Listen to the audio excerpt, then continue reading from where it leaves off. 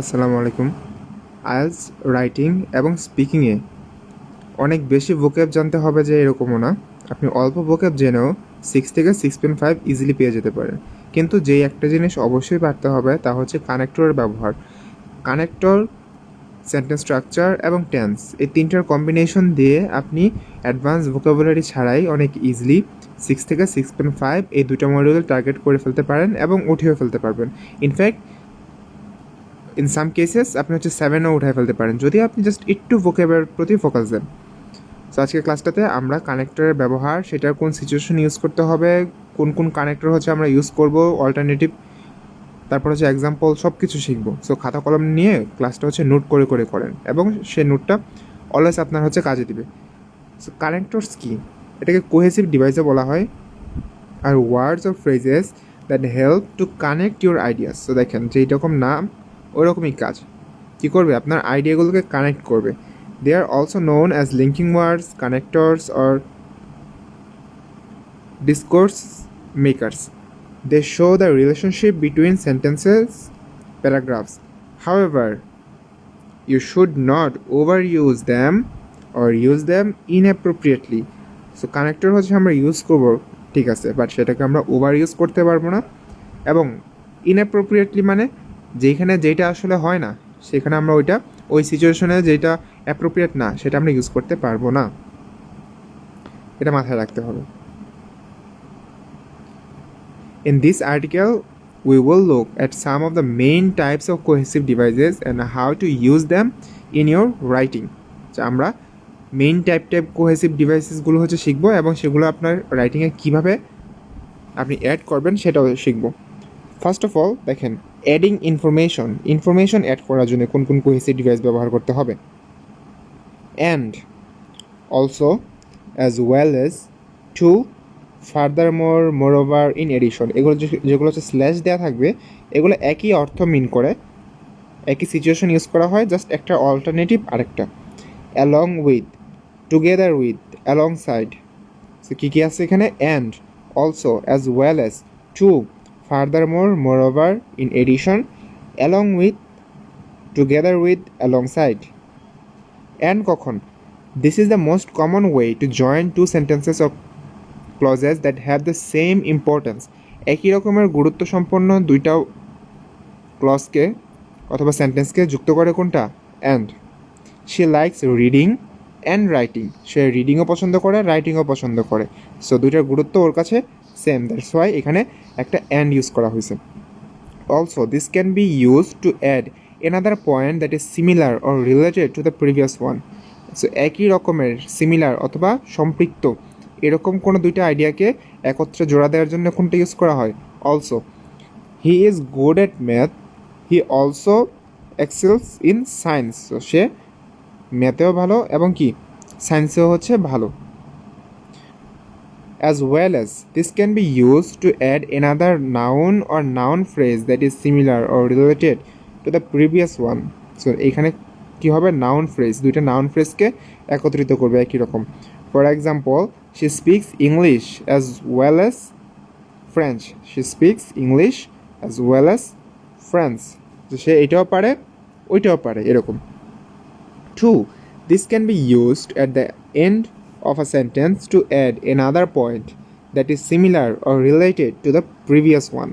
এটা কখন ইউজ করতে হবে? একদম সেন্টেন্সের লাস্টের দিকে। He likes coffee, I like it too. He likes coffee, I like it too. দেখেন দুইটা কিন্তু রিলেটেড এবং টুটা কি একদম সেন্টেন্সের লাস্টে ইউজ করা হয়েছে। Furthermore, moreover, in addition, this can be used to add another point that is more important or stronger than the previous one. সেটা কখন? যখন আমরা আমাদের প্রথম আইডিয়া থেকে স্ট্রঙ্গার, ইম্পর্ট্যান্ট একটা আইডিয়া আমরা পরে অ্যাড করব, তখন ওইটার ইম্পর্টেন্সটাকে মিন করার জন্য আমরা ফার্দারমোর, মোরওভার অথবা ইন এডিশন এরকম ইউজ করব। They are usually used at the beginning of a sentence or paragraph. For example, the project was delayed due to technical issues. Furthermore, the budget was exceeded by 20%. তো technical ইস্যুর জন্য হচ্ছে delay হয়ে গেছে এবং বা হচ্ছে এর পাশাপাশি বাজেটটা হচ্ছে 20% বৃদ্ধি পেয়ে গিয়েছিল বা বেড়ে গিয়েছিল এরকম। সো এটা বেড়ে যাওয়াটা হচ্ছে আরও বড় কারণ।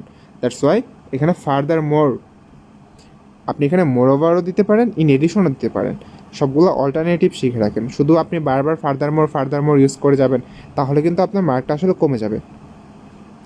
Along with, together with, alongside, this can be used to add another noun or noun phrase that is related to the previous one and shows a connection or contrast. So কখন দুইটা noun phrase যখন একটা আরেকটার সাথে সম্পৃক্ত এবং সেটাকে একটা কানেকশন, সংযোগ দেখাবে অথবা কন্ট্রাস্ট বা বিপরীত ধর্মিতা দেখাবে। The report was submitted along with a summary of the finding. দেখেন এখানে কি এটা কানেকশনের ক্ষেত্রে ইউজ করা হয়েছে, যে সামারি সহ রিপোর্টটা কি সাবমিট করা হয়েছে, সামারি সহ রিপোর্টটা সাবমিট করা হয়েছে। সো এরকম একই রকমের জিনিসগুলোর ক্ষেত্রে আপনি এই কানেক্টরগুলো ইউজ করতে পারেন। ওকে, দ্যাটস মাই হোয়াটসঅ্যাপ নাম্বার। আমাদের হচ্ছে প্রতি মাসেই একটা করে নতুন ব্যাচ থাকে, যেটা হচ্ছে ক্র্যাশ কোর্স, এক মাসের ক্র্যাশ কোর্স। 30 দিন হচ্ছে টানা ক্লাস হবে, সপ্তাহে 6 দিন করে। 4টা মডিউলের 4টাই হচ্ছে খুব ভালো করে দেওয়া হবে। আপনার মডিউলগুলো শেষ করার পর, আমার কোর্সটা শেষ করার পর আপনার কোনো মডিউল নিয়ে কোনো কনফিউশন থাকবে না।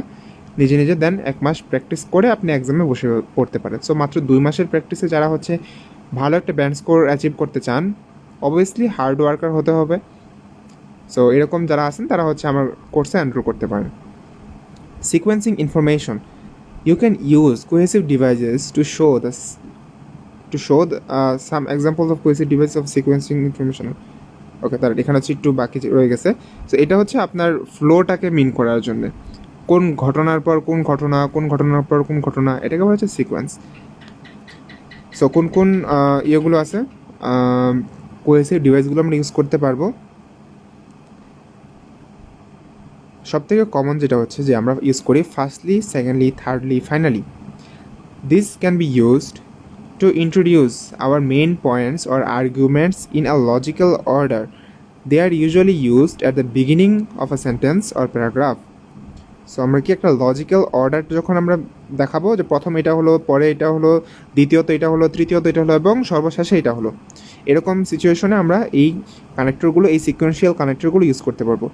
Firstly I will explain the background of the issue, secondly I will present some possible solutions, thirdly I will evaluate their advantages and disadvantages, finally I will give my opinion and recommendations. So একটু কখন কোনটার পর কোনটা, প্রথম কোনটা করবে, তারপর কোনটা করবে, তারপর কোনটা করবে, এইটার জন্যই আপনার ফার্স্টলি, সেকেন্ডলি, থার্ডলি এগুলো ইউজ করতে হয়। Next, then, after that, subsequently, এটা কখন? This can be use to show the chronological order of events or action. So chronological মানে হচ্ছে ধারাবাহিকতা, ঠিক আছে? ধারাবাহিক যে ক্রম, সেটা বোঝানোর জন্য আপনাকে এরপর, তারপর, এটার পর ওইটা এবং ক্রমান্বয়ে এটা, এইরকম সিচুয়েশনে আপনি next, then, after that, subsequently এগুলো আপনি ইউজ করবেন। They are usually used at the beginning of a sentence or paragraph. সেগুলো কোথায় ইউজ করা হয়? বিগিনিংয়ে। ফর এক্সাম্পল, নেক্সট এরপর, we will discuss the methodology of the research. Then তারপর, we will analyse the data and results. Subsequently এরপর, we will make some recommendations for future research. So note করে হচ্ছে পড়েন এবং বাংলাতে হচ্ছে আমি যে জিনিসগুলো বলতেছি সেগুলো লিখে রাখেন, তাহলে আপনার সিচুয়েশনটা মাথায় থাকবে। সিচুয়েশন যদি মাথায় থাকে একমাত্র তখনই আপনি এগুলাকে আপনার কথার মধ্যে প্লাস আপনার রাইটিংয়ের মধ্যে আপনি ইউজ করতে পারবেন। নয়তোবা আপনি যতই কানেক্টর শিখেন না কেন, কোন সিচুয়েশনে ইউজ করতে হবে সেটা যতক্ষণ পর্যন্ত আপনার ক্লিয়ার না থাকবে আপনি সেগুলো ইউজ করতে পারবেন না। বিফোর, আফটার, ডিউরিং, হোয়াইল, চারটা কিন্তু একই সিচুয়েশন, একই রকম। This can be used to show the time relationship between two events or actions. So এখানে কখন ইউজ করতে হবে? দুইটা ইভেন্টের মধ্যে সময়ের যে সম্পর্কটা আছে সেটা বোঝানোর জন্য। They are usually used as prepositions followed by a noun or a clause. So এগুলো কী হিসাবে ইউজ করা হয়? প্রিপোজিশন হিসেবে ইউজ করা হয় এবং এরপরে নাউন ক্লজ থাকে, ঠিক আছে? For example, before we started the presentation, please turn off your phones. After she finished her degree, she got job in a multinational company. During the meeting, he raised some important question. While he was driving, he saw an accident. দেখেন সবগুলাই কিন্তু কি আপনার এখানে complex sentence, একটা independent clause এবং একটা dependent clause, ঠিক আছে। সো এইগুলো হচ্ছে কমপ্লেক্স সেন্টেন্সে এই বিফোর, আফটার, ডিউরিং, হোয়াইল এই কানেক্টরগুলো বসানো হয়। মিন হোয়াইল, সাইমultaneously, এটা কখন? This can be use to show two events or actions happen at the same time but in different places or situation. So এটা হচ্ছে এরকম একটা সিচুয়েশনের কথা বলতেছে যে দুইটা ঘটনা ঘটবে একই সময়ের মধ্যে কিন্তু একই জায়গায় না, দুইটা ডিফারেন্ট জায়গাতে। এইরকম সিচুয়েশনে আমরা মিন হোয়াইল অথবা সাইমultaneously এই দুইটা কানেক্টর ইউজ করতে পারি। They are usually used at the beginning of a sentence or paragraph. For example, meanwhile in other part of the city a fire broke out in a factory. Simultaneously, scientists from different countries were working on a vaccine for the viruses. দেখেন একই সময়ে কী করছে, scientist from different countries, বিভিন্ন দেশের সায়েন্টিস্টরা ভাইরাসের ভ্যাকসিনের আবিষ্কারের জন্য কাজ করতেছিল। সো কাজটাও একই সময়ে হচ্ছিল কিন্তু কি পৃথিবীর বিভিন্ন জায়গায়। দ্যাটস ওয়াই এখানে ইউজ করা হচ্ছে কি সাইমultaneously। ওকে, তারপর you can use cohesive devices to emphasize a point you have made or to show its importance or significance. So এটা এখন আমরা শিখব আপনি আপনার কোনো একটা পয়েন্টকে গুরুত্ব দেওয়া, ঠিক আছে, গুরুত্ব দেওয়া অথবা হচ্ছে সেটার এমফেসাইজ করা, বিশেষ করে গুরুত্ব দেওয়া, এরকম সিচুয়েশনে আপনি কোনগুলো ইউজ করতে পারেন। ফার্স্টে আছে আমাদের অ্যাবভ অল, মোস্ট ইম্পর্টেন্টলি, সবার উপরে অথবা সব থেকে গুরুত্বপূর্ণ। Introduce the most important point or argument in your writing. সেটা কখন আপনি ইউজ করবেন, যখন আপনি আপনার রাইটিংয়ের মধ্যে সবথেকে গুরুত্বপূর্ণ পয়েন্টটা আপনি রিপ্রেজেন্ট করবেন, তখন আপনি অ্যাবভ অল, মোস্ট ইম্পর্টেন্টলি এই দুইটা কানেক্টর আপনি ইউজ করতে পারেন। Above all, you should practice your writing skills regularly. Most importantly, you should follow the instructions of the task carefully. তো সবথেকে গুরুত্বপূর্ণ জিনিসটাকে মিন করার জন্য আপনার এই দুইটা কানেক্টর আপনি ইউজ করতে পারেন। তারপর স্পেশালি, পার্টিকুলারলি, স্পেসিফিকলি, এটা কখন ইউজ করবেন? This can be use to emphasise a specific point. Example, detail that is relevant or important, they are usually used after a noun or a verb. সেটা কখন use করা হবে? যখন আপনি একটা নির্দিষ্ট পয়েন্টকে, একটা নির্দিষ্ট বিষয়কে খুব বেশি এমফেসাইজ করতে যাবেন, তখন আপনি স্পেশালি, পার্টিকুলারলি আর স্পেসিফিক্যালি এই কানেক্টরগুলো হচ্ছে আপনি ইউজ করতে পারেন। সেটা কখন ইউজ করা হয়? They are usually used after a noun or a verb এবং নাউনের পরে সেগুলোকে ইউজ করা হয়। For example, she enjoys reading books specially novels. So সে হচ্ছে বই পড়তে পছন্দ করে, বিশেষ করে নোভেলসটা।